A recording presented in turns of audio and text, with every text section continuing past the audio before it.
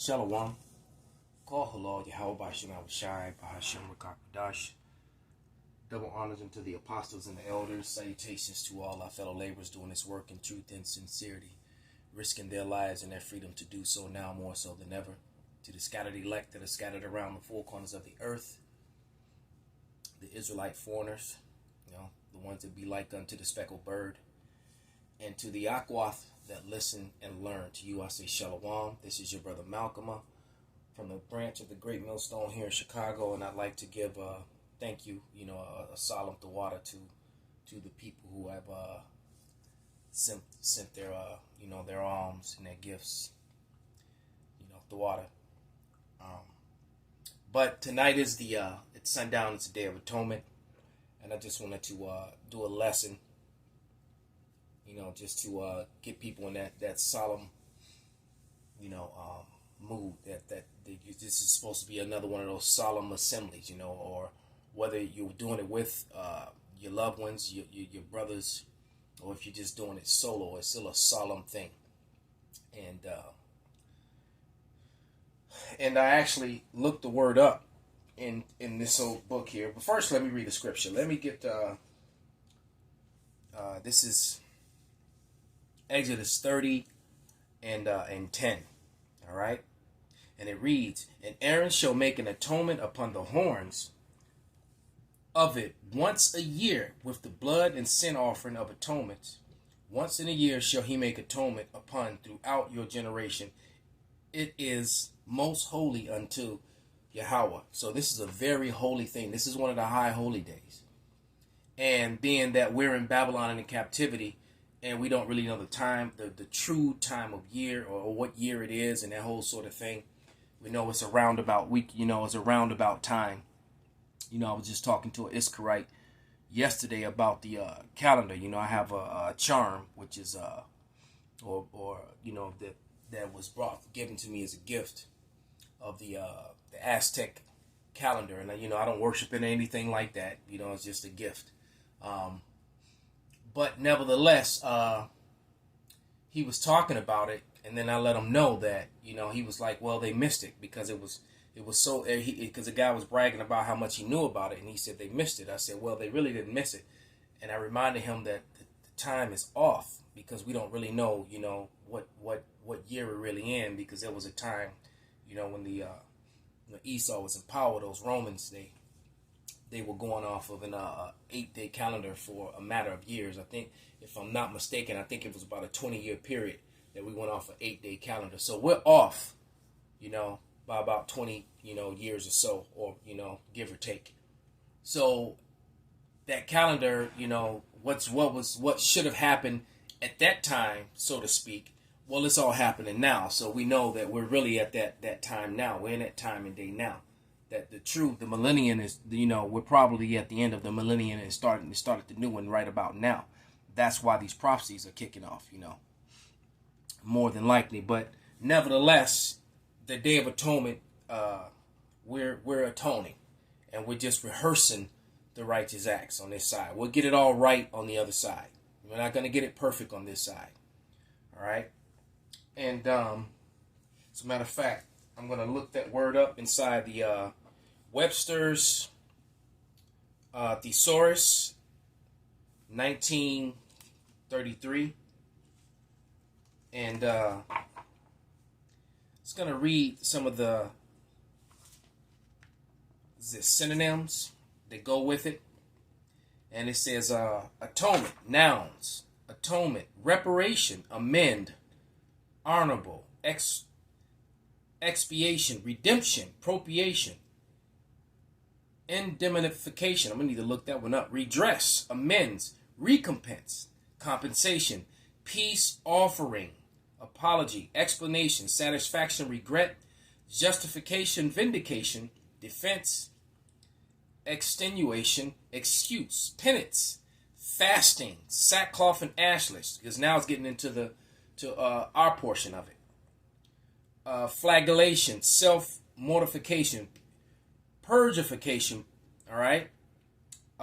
Verbs, atone for, atone for, expiate, propitiate, appease, make amends, redeem, All right. Repair, ransom, absolve, purge, shrive, do penance, pay the penalty, sacrifice, immolate, apologize, make an apology, express regret, beg, pardon, give satisfaction.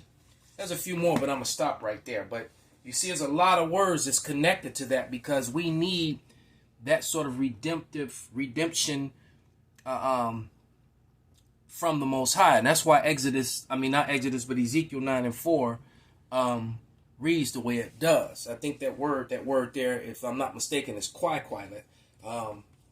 Because those are the people that are going to be exempt from the mark. And that's talking about the elect and only the elect. With the people who get that mark are going to be exempt from judgment. All right, let's grab that real quick. This is Ezekiel 9 and 4, I believe. Right, and it reads, "And Yahweh said unto him, Go through the midst of the city, through the midst of Jerusalem, and set a mark upon the foreheads of the men that sigh and cry for all the abominations that be done in the midst thereof." And only the men of the Israelites that are on the highways and byways sighing and crying, and then those, of course, who believe and support, those are the only people who are sighing and crying for this nightmare that we're living in, this prison colony called America, and our brothers in the prison colonies in the different countries, spread across the globe, which are influenced by the rule of the Idumeans. Because believe it, the Idumeans are in rulership. The wicked are in rule, so they're still here.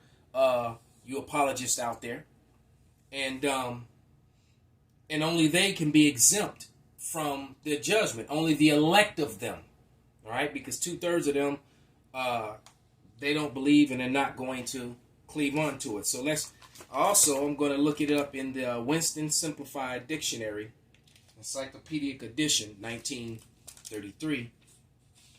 And atone is right before atonement. So let's go ahead and read atone anyway. And it reads, to make amends or reparation. With for archaic expiate, appease. So that atonement appeases the anger of the Lord, basically, is what it's saying.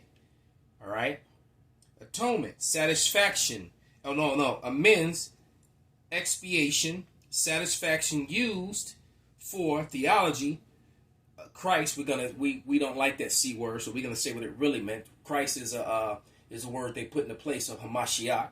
So Hamashiach's redemptive sacrifice. So there it is. And the blood of Hamashiach was shed only for the elect of Israel. Well, for all of Israel, but the elect first. Because all the rest of the Israelites are going to get the blessings on the other side. And I just want to go into a few scriptures. This wasn't meant to be a long lesson. But we have a lot to atone for. I know I have a lot to atone for. And if you say that you don't, then you're being, wicked. For sure. You're being very wicked.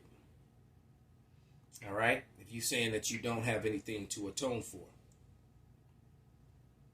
All right? So this is let's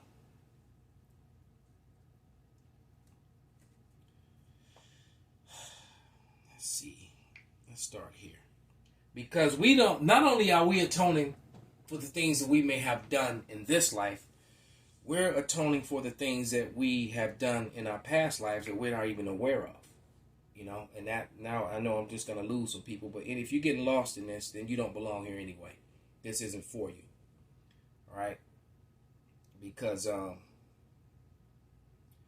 this isn't the first time that we've been here, and we don't know what sins that we've done in the past, what we're atoning for.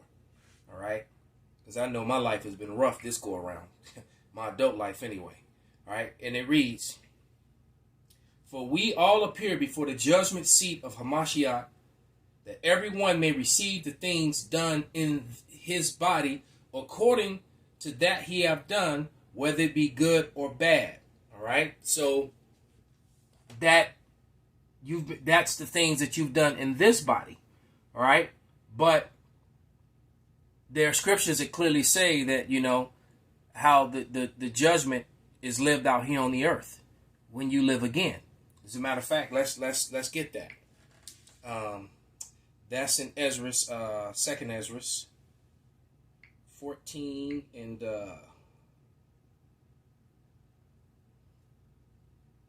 35.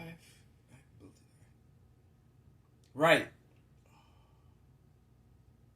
Yeah, and it says, "For after death shall the judgment come, when we shall all live again, and then shall the names of the righteous be manifest, and the works of the ungodly be declared." You see? All right? When you live again. So this is two things. The Lord is purging us on this side, all right, showing us wickedness. And also the Lord kind of makes you, because it clearly says that the Lord chastises those that he loves. So if your life is real easy peasy, as the Edomites like to say, it's chances are the Lord's not dealing with you. If you have no struggle in your life at all, either with your health, your finances, your woman, or all three. Okay? I definitely had all three. All right?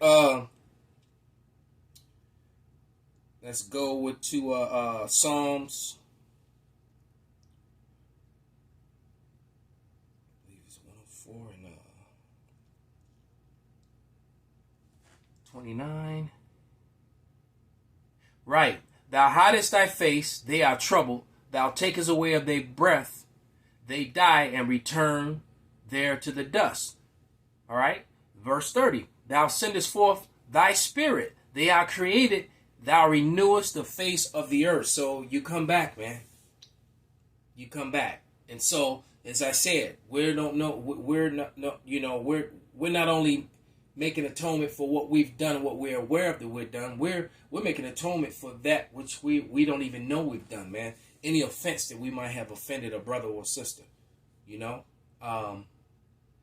yeah, because you don't know, man. Let's grab one more scripture and let's wrap this up. And also for you people out there who are listening and learning, you Akim, you Akwath. And if, like, for some reason you have to work, or especially if you have a job that's physical, and you can't do that tonight from sundown to sundown, for your full 24-hour fast, in prayer, and just be solemn, you could do it on another day. Remember, we're just rehearsing the righteous acts, because of course, if you have a job that requires you to, you work in a hot factory where you got, where you dehydrate, or you physical, you load and unload in boxes, and the Lord understands, man, we're in captivity, man. So don't think about it, and don't worry about it that much. I would highly suggest you do it, because this may be the last time that we get a chance, because things are happening rapidly and quickly, and this is a dire time that we're entering in over these next couple of months. That I can almost promise you. Things are going to get worse. The second lockdown is coming. It's already in some countries. I think Australia just got locked down for another 18 months. So you can look forward to a lot of suicides, a lot of chaos, and insurrections, people going against their governments and things. And you can see what's going on with the riots and and everything that's happening here. Things are really heating up. And the way the Lord is sending all these weather attacks, whether it be Esau doing it, or even if Esau is using his technology, his HARP technology, to attack the food supply, Yahweh's behind it. He's the one that puts it on the hearts of men to do what they do, and gave them the technology to do what they do, all to bring on his purpose. But this is Daniel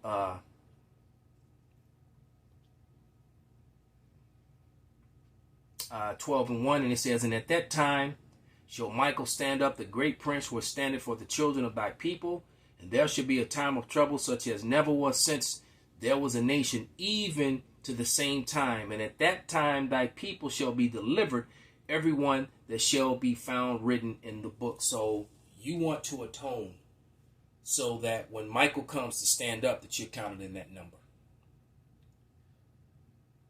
Call halal Yahweh B'Shem Shai B'Shem Rakak Dash Wa Abba Shalom.